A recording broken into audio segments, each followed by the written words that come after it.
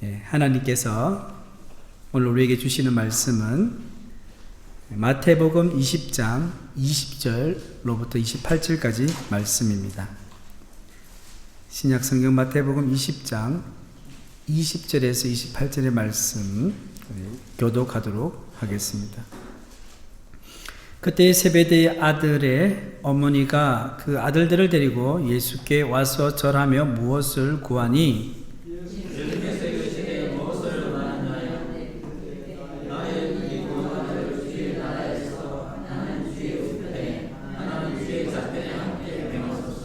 예수께서 대답하여 이르시되 너희는 너희가 구하는 것을 알지 못하는도다. 내가 마시려는 잔을 너희가 마실 수 있느냐? 그들이 말하되 할 수 있나이다. 이르시되 너희가 마셔야 될 잔을 마시려니와 내 좌우편에 앉은 것은 내가 들어가시려는 자가 내 아버지께서 누구를 위하여 여기셨는지 그들이 얻을 것이니라. 열 제자가 듣고 그 두 형제에 대하여 분이 여기거늘 예수께서 제자들을 불러다가 이르시되 이방인이 죽은 자들이 그들의 이름으로 축복하고 그 어머니 그들에게 분실을 입는 줄을 내가 알거니와 너희 중에는 그렇지 않아야 하나니 너희 중에 누구든지 크고 잔한 자는 너희를 섬기는 자가 되고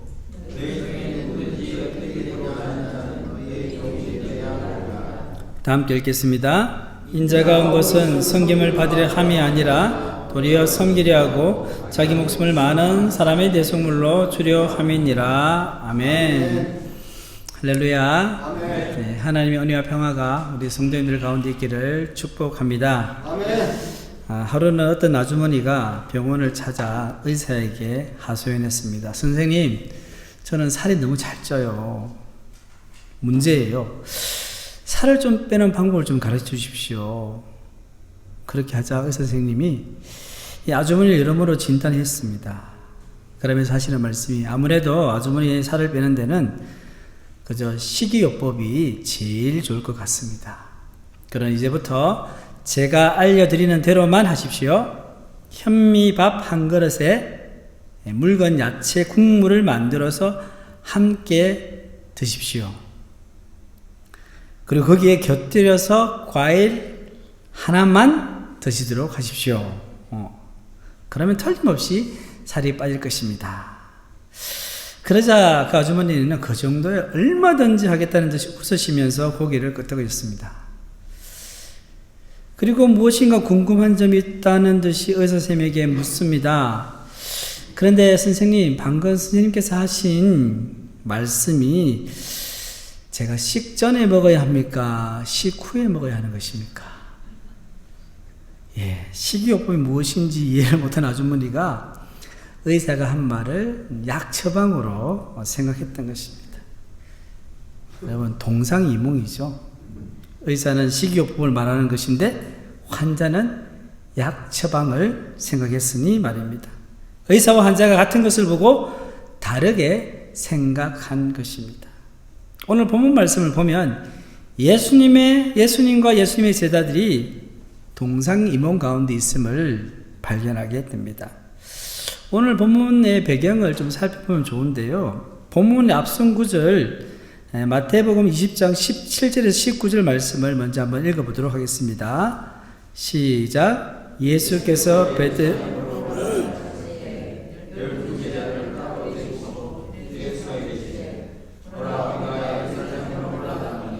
인자가 대제사장들과 서기관들에게 넘겨지매 그들이 죽이기로 결의하고 이방인들에게 넘겨주어 그를 조롱하여 채찍질 하며 십자가에 못 박게 할 것이나 제3일에 살아나리라. 아멘. 무슨 말씀입니까? 예수님은 인류의 죄를 구속하기 위해서 마지막으로 지금 예루살렘에 향해 여행을 하고 있는 중인데요. 예루살렘에 가셔서야 신문을 받을 것이고요. 사역 선고를 받고 온갖 모욕과 고난, 그리고 십자가에 죽을 것이고, 그리고 3일 만에 부활하실 것이라고 말씀합니다. 이게 뭐냐면요, 세 번째 순환 예고예요. 그전에도 예수님께서 두 번이나 순환 예고를 하셨어요. 그런데 제자들은 예수님의 이런 말씀에도 아랑곳하지 않고 다른 생각을 하고 있는 것 같습니다. 제자들은 예수님의 말씀에 집중하기보다 가르친 말씀, 복음들, 그런데 예수님을 통해 일어난 기적에 더 집중했습니다. 말씀보다 드러난 기적, 현상에 더 집중한 것이죠. 예수님이 가는 곳마다 나타난 놀라운 기적들 보았습니다. 많은 사람들이 예수님을 따랐습니다.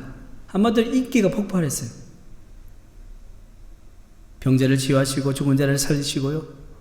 폭풍 가운데 바다를 잔잔케 하시고 5병이어로 5,000명을 먹이시고 놀랍지 않습니까? 그런 중 예수님은 끊임없이 자신의 삶의 방식과 방향을 알려줬습니다. 그렇지만 제자들은 겉으로 드러나는 현상에만 주목했기에 예수님이 가시는 길을 오해하고 말았습니다. 오늘 본문을 보십시오. 자, 과거에 초등학교에 있을 법한 어머니들의 치맛바람에 버금가는 일이 예수님을 상대로 일어났습니다. 아마 그 당시 유대의 어머니들도 굉장히 자녀들의 앞날을 위해서 걱정스럽게 다녔던 것 같습니다. 본문 20절 말씀을 함께 읽겠습니다.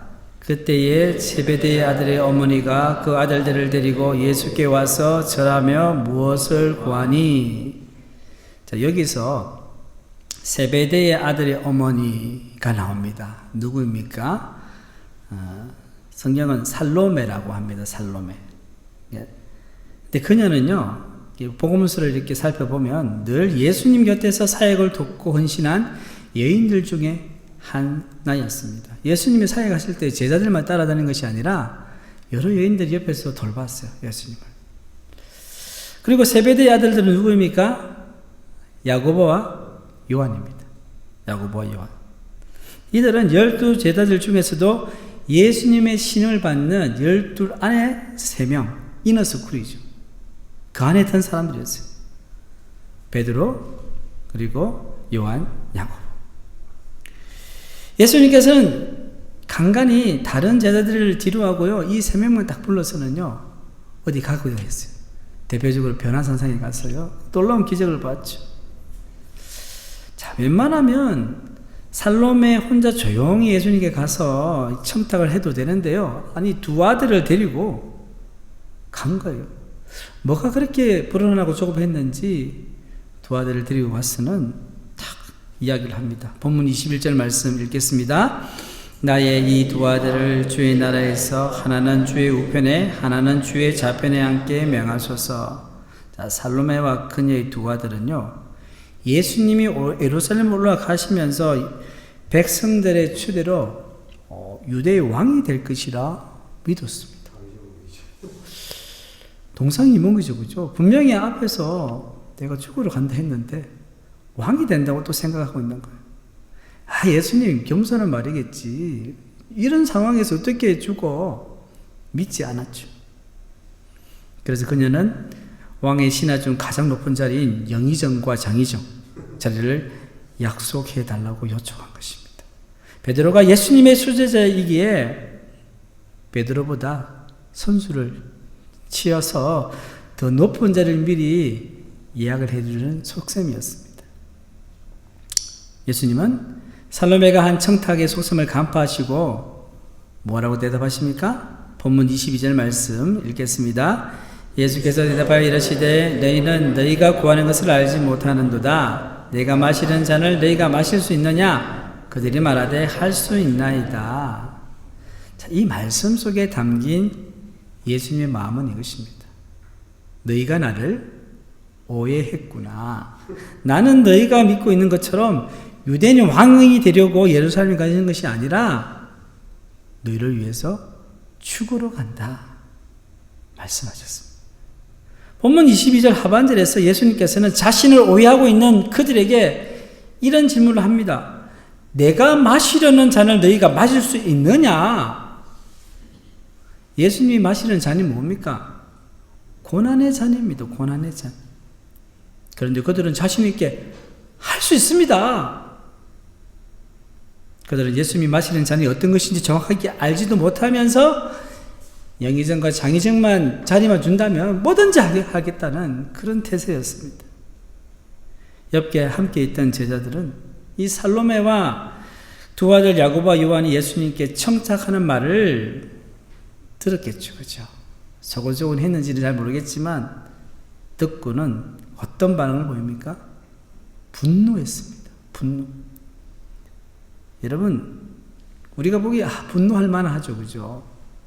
근데 그들의 분노 속에는요, 시기와 질투심이 가득했습니다.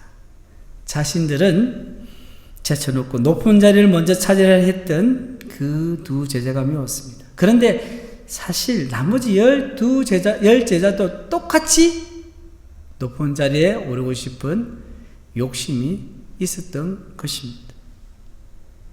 3년 동안 예수님을 따라다녔던 제자들의 마음은요, 이렇게 욕심으로 얼룩져 있었습니다.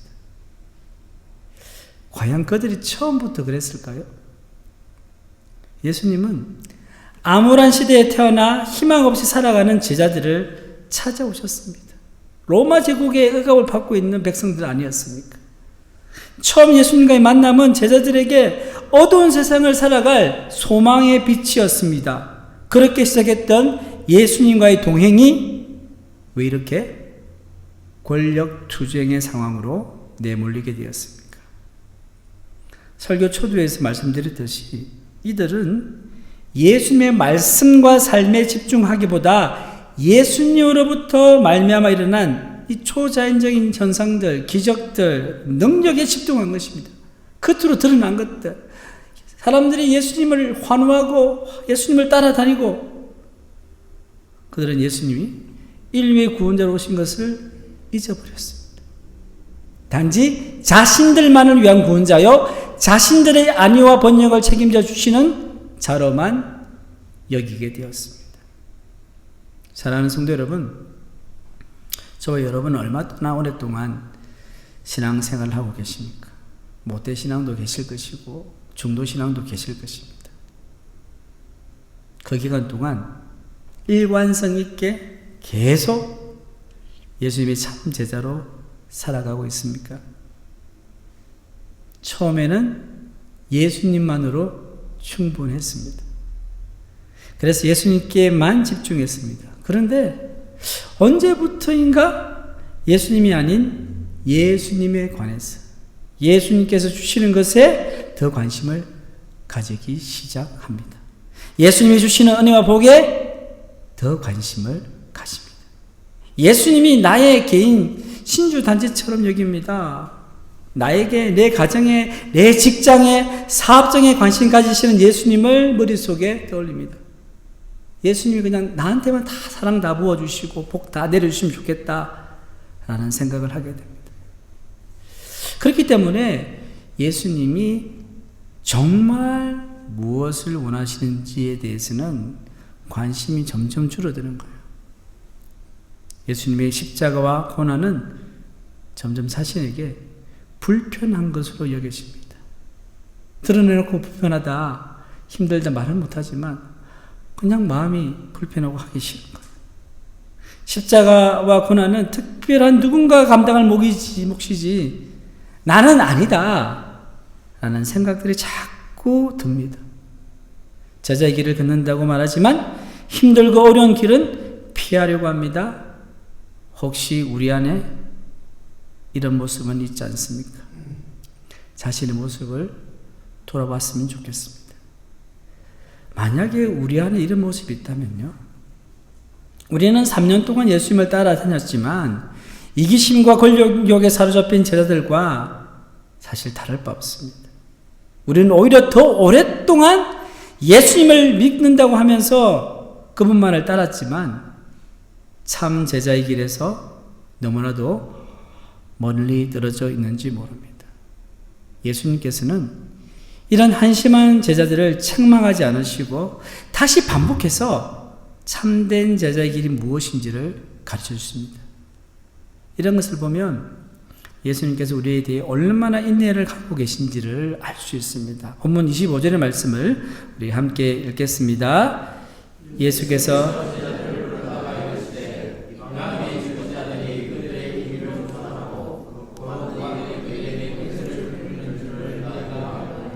아멘. 자, 여기서 이방인의 집권자들이 그들을 임의로 주관하고, 이제 그들이 누굽니까? 백성들이죠. 임의로 주관한다는 것은 주인이 된다는 거예요. 백성들은 종이고 자기는 주인이 되어서 다스리고, 그 고관들이 그들에게, 백성에게 권세를 부린다는 것은 압제한다는 거예요. 주인 되어서 그들을 마음대로 부리고 압제한다는 거죠. 이방인들이 집권자들이, 세상의 권위를 가진 사람들이. 예수님이 이 말씀을 통해서 제자들이 가지고 있는 세상적 가치관을 말씀해 주십니다. 세상에서는 집권자, 고관, 높은 자리에 올라오게 되면 백성들이 자기 마음대로 다스리며 압제한다는 것입니다. 제자들도 마찬가지로 높은 자리에 오르면 별반 다를 것 없을 것이라고 말씀하시는 것입니다. 3년 동안 예수님과 동고동락한 제자들이라 할지라도 예수님에게 집중하지 않으면요, 언제든지 세상적인 가치관에 쉽게 물들 수밖에 없습니다. 그리고 예수님께서는 더 나아가셨어요.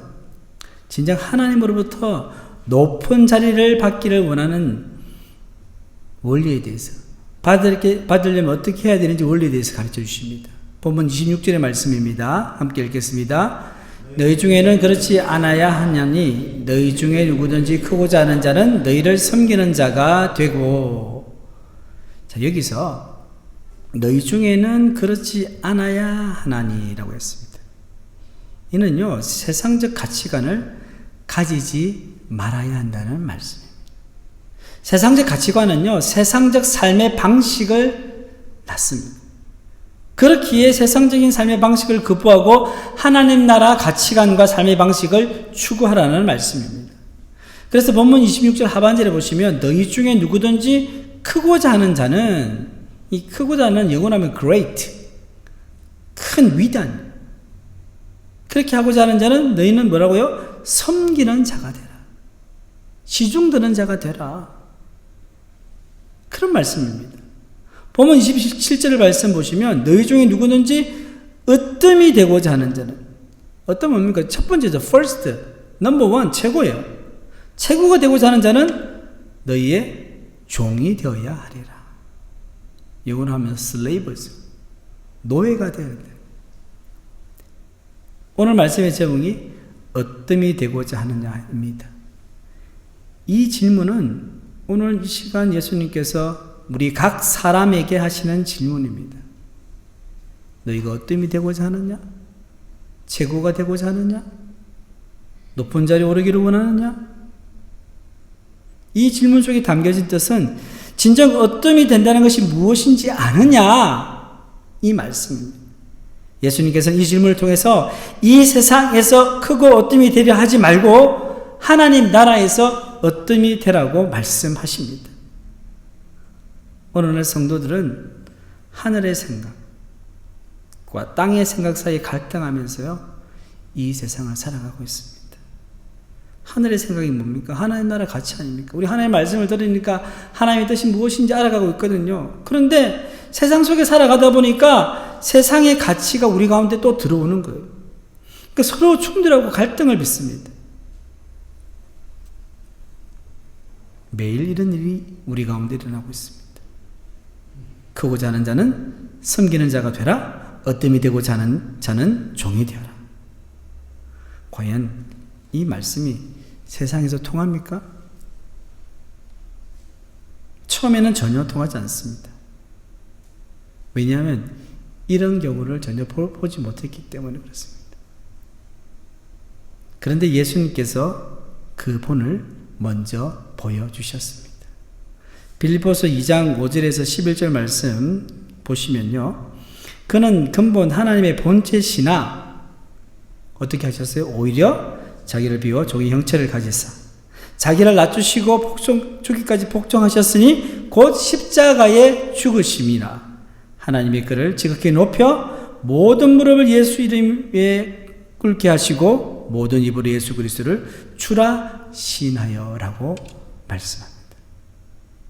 예수님께서 성육신 하셔서 고난당하시고 십자가에 죽으셨다는 그 이야기 아닙니까?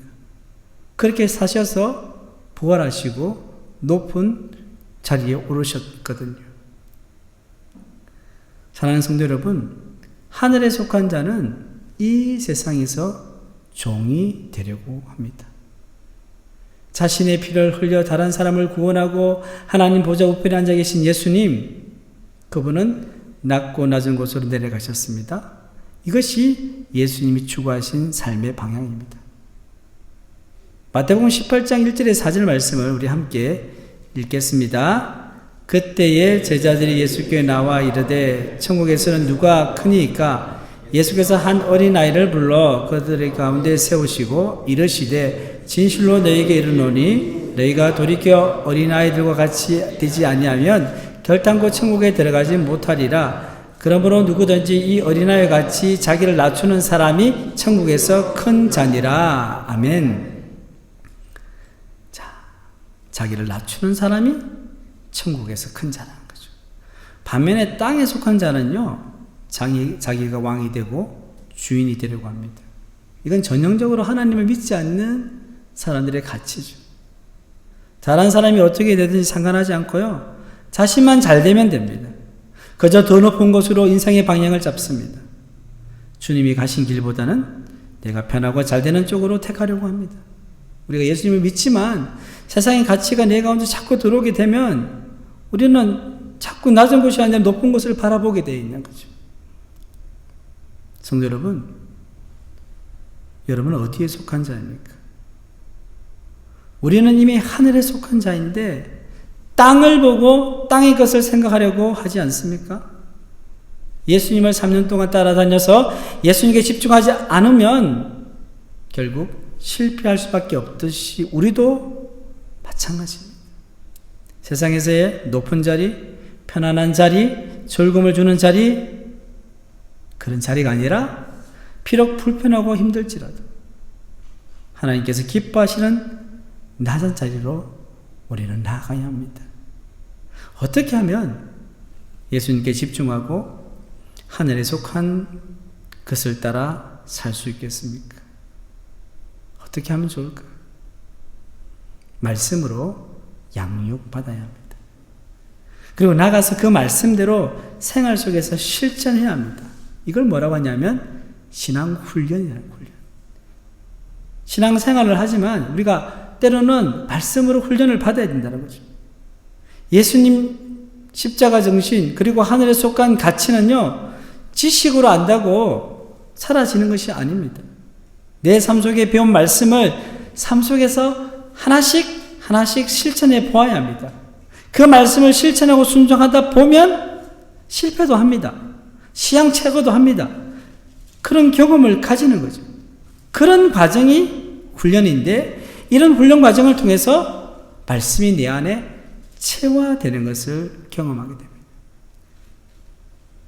체화된다는 것이 뭘까요? 여러분 자전거를 배워보신 분들 있을 것이고 수영을 배워보신 분들, 뭔가를 배워보신 분들이 있을 거예요. 예를 들어서 자전거를 배울 때요, 이론적으로 배우죠. 자, 페달을 밟고 계속 가면 된다. 넘어지는 쪽으로 바퀴를 돌려 막 배워요. 그런데 타면 그게 됩니까? 가다가 넘어지고 또 스탑하고 계속 하다가 어떻게 됩니까? 몸이 익히는 거죠. 부딪히고 이러면 넘어지는구나. 반복하게 되는 거죠. 비로소 몸이 자전거에 적응하게 됩니다. 몸이 자전거에 적응하여 자동으로 반응하는 것을 우리는 뭐라 하면 체화됐다는 거예요. 그래서 우리는 배운 건 아니죠. 몸이 배운 건 아니죠, 여러분들. 자전거 한번 배우면요, 한 10년 안 타고도 나중에 어떻게 돼요? 또시 탑니다. 배울 필요가 없어요. 이미 몸이 알고 있기 때문에. 신앙도 마찬가지입니다. 하나님의 말씀이 내 가운데 채워되면요, 그 말씀대로 나는 자동적으로 살아갈 수밖에 없는 거예요. 그래서 우리는 주어진 시간과 물질을 예수님께 집중하는데 투자할 필요가 있는 거예요. 투자를 해야 되는 거예요. 그냥 그저 되는 게 아니에요. 그래야 우리의 신앙이 견고해집니다. 디모데전서 4장 7절에서 8절 말씀 우리 함께 읽겠습니다. 망령되고 헛되는 신화를 버리고 경건에 이르도록 내 자신을 연단하라. 육체에 연단은 약간 유익이 있으나 경건은 범사에 유익하니 금생과 내생에 약속이 있느니라. 아멘. 여기서 연단이라는 단어가 나오는데, 연단은 뭐냐면 훈련을 의미합니다. 훈련. 경건훈련, 신앙훈련 다 같은 말인데요. 이 훈련에 힘을 쏟을 때 금생, 지금 우리가 살아가잖아요. 금생과 내생에 약속이 있는 큰 영적 유익을 얻을 수 있다는 말씀입니다. 제가 약 10년이 좀 지난 것 같습니다. 포항제일교회에 있을 때요, 튀르키예 그리스 성지순례 여행을 다녀왔습니다. 교회에서 보내줘서 다녀왔는데, 자, 그림을 보시면요, 이 그리스 여행을 하다가 가본 적 있으신지 모르겠어요. 메테오라 수도원입니다. 이 그리스 정교의 수도원인데요, 이 메테오라라는 뜻이 뭐냐면 공중에 떠 있는 수도원, 이런 의미예요. 메테오라. 그런 거 같죠, 그죠? 이 지형이 어떠냐면요, 기암 절벽이요, 300m, 500m 되는 기암 절벽이 저렇게 막 있는 곳에 세상에 수도원이 세워져 있는 거예요. 근데 약 14세기경에요, 이 투르크족들이 막 계속 그리스로 침입해 오니까는요, 이 수도사들이 그것을 피해가지고는요, 수도하려고 여기 올라오기 시작한 거예요. 그래서 시간이 지나면서 수도원이 지어지고, 저렇게 이제 동방정교, 그리스 정교에서 가장 큰 수도원으로 유명한 수도원입니다. 저도 이제 저기에 가게 됐는데요, 이제 그 바위를 깎은 이제 계단이 쫙 있는 거 다 따라 올라가요. 올라가서 가다 보면 그 다음 사진 보시면 그 들어가는 입구에 표지판이 있어요. 저게 헬라어로 되어 있거든요. 되어 있는데 뭐가 됐냐면 골로새서 3장 2절 말씀이 있어요. 같이 읽어보겠습니다. 시작. 위의 것을 생각하고 땅의 것을 생각하지 말라. 라는 말씀이 새겨져 있는 거예요. 가이드가 이야기해 주더라고요. 그래서 저는 벌써 다녀온 지 10년이 넘었지만 이 말씀이 다 머릿속에 박혀 있는 거예요. 거기 가보니까요, 거기 가면 위의 것만 봐야 되지 밑에 볼 수가 없어요. 그냥 하늘만 볼 수 있는 거예요. 그곳에 메타오라에서는 그렇게 할 수 있을 것 같아요. 근데 우리는 그렇게 할 수 있습니까? 눈만 뜨면 하늘이 안 보이고, 뭐, 지나가는 사람, 차 보이고, 집 보이고요.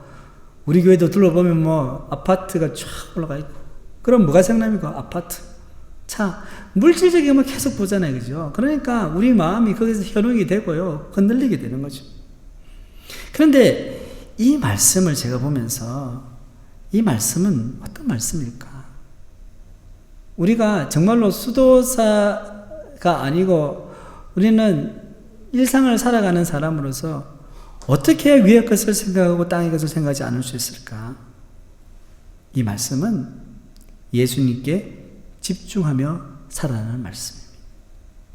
위에서 오신 예수님, 하나님 나라를 선포하신 예수님께 집중할 때 우리는 땅의 것을 마음에 두지 않고 객관화할 수 있는 거예요. 그리고 땅의 것들을 분별하며 위의 것에 따라 살아갈 수 있게 되는 것입니다. 성도 여러분, 남은 고난주간 동안 더욱더 위의 것을 생각하시기를 바랍니다. 아멘. 또한 예수님의 십자가를 묵상하며 하나님 나라의 가치를 마음에 되새기며 실천하는 삶을 살아가시기를 바랍니다. 이것이 진정 하나님 나라에서 으뜸이 되는 길입니다. 이와 같은 은혜가 오늘 이 자리에 계신 모든 성도님들 가운데 있기를 주님의 이름으로 축원합니다. 하나님 아버지, 주신 말씀대로 땅의 가치에 마음을 빼앗기지 않고 예수님께 집중하게 하여 주시옵소서. 높아지려 하시기보다는 낮아지기를 원합니다. 섬기며 살게 하시고 예수님의 십자가를 본받아 참된 제자이기를 걷도록 도와 주시옵소서. 고난주간을 보내며 더욱더 위의 것을 생각하고 하나님 나라의 가치를 따라 살게 하여 주시옵소서. 아멘. 이 모든 말씀 예수님의 이름으로 기도드립니다. 아멘.